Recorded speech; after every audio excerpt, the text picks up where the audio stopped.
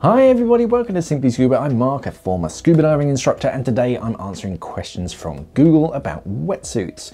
If you have any questions about wetsuits, let me know down in the comments below, but for now, let's answer some questions from Google. Are scuba wetsuits different? Yes, scuba diving wetsuits are a little bit different to other wetsuits like surfing and open water swimming wetsuits. The neoprene that's used in surface water sports wetsuits tend to be a bit more flexible so that you can paddle and move around a bit more freely, but that flexibility comes at a cost and means that it's more likely to crush at depth and you're going to lose insulation the further down you go. We of course don't want this as scuba divers because we're going to get cold at the deepest part of the dive. Scuba diving wetsuits are made with crush-resistant neoprene, so they can continue to keep you warm even at depth.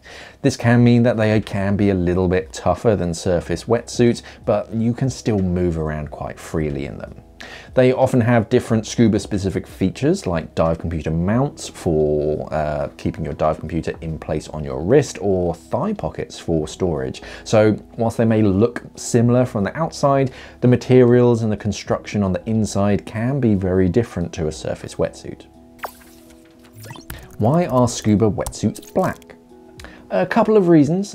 Black is a fairly safe colour for sails. If you're a wetsuit designer, it's a really expensive mistake if you choose the wrong colour. Not everybody likes the colour blue, for example, and even if they do, it might be the wrong shade of blue that doesn't match their mask and fins and snorkel, and because of that, they're not going to buy that wetsuit. So black is a very safe, neutral colour that goes with everything. It also doesn't discolor or show grubby scuff marks as much as some other colors. If you have a fancy bright white wetsuit, white goes over with everything, right? So, or some other bright color, if you then brush that against something underwater, it's just going to end up green over time, which isn't great. The black color, it originally started as a byproduct of manufacturing. Carbon black was added to the milky white rubber. Normally a neoprene would be like a milky white kind of color. Then they added soot in effect to stabilize it, and of course it turned the neoprene black.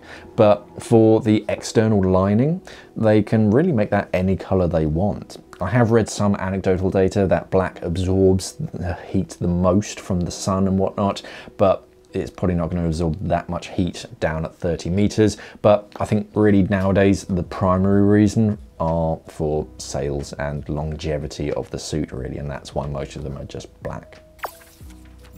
Do wetsuits attract sharks? Not really, or at all. There is a fairly common belief that wearing a black wetsuit will just make you look like a seal to a shark and then the shark's going to eat you. However, repeated tests have actually blown this theory out of the water. Actually, matte black is one of the better colors for avoiding attention. That's one of the reasons why the seals are matte black, or kind of a matte browny color anyway. If you're worried about sharks to the point where it's affecting your choice of wetsuit, you want to avoid brighter colors and anything that flashes or glints. Sharks are attracted to sudden sparkles of jewelry. Jewelry is quite bad, that can attract sharks, and any bright colors like yellow and white. It just stands out more underwater and catches their attention. But as scuba divers anyway, we're never really worried about sharks. They don't particularly like us or like coming too close to us because of how much noise we make and the bubbles that we blow. So sharks tend to steer clear from us anyway. But I don't think I've ever seen any data that shows that wetsuits attract sharks, because why would they? They're not a part of a shark's natural diet, so the shark's not going to be interested. Can I scuba dive without a wetsuit? Sure, if the water is warm enough, or you're diving in a dry suit or even a wetsuit alternative nowadays. If the water is warm enough, then yeah, you can just wear a rash vest and board shorts or whatever. How warm the water has to be, it's up to you. It depends on how much you feel the cold and how long you're going to be staying in the water and all sorts of other factors. But we can even still go diving in water that's too cold for a wetsuit. Dry suits are more effective at insulating you than wetsuits, but they do take some training, more so than a wetsuit. We also have neoprene alternatives today. If you're allergic to anything in neoprene, we now have alternatives from layered fabrics that are neutrally buoyant to plant-based foam materials that aren't petroleum-based. Actually, when you look at a lot of the nicer, more expensive neoprenes today, they're all limestone-based instead of petroleum. But we're getting off topic. You don't need to wear a wetsuit to go scuba diving, but it is better for you, both for warmth and some padding, so that your BCD shoulder straps don't dig in quite as much. And if you brush up against something, it's less likely to cut or sting you because you're wearing a full body suit. How tight should a wetsuit be? Fairly.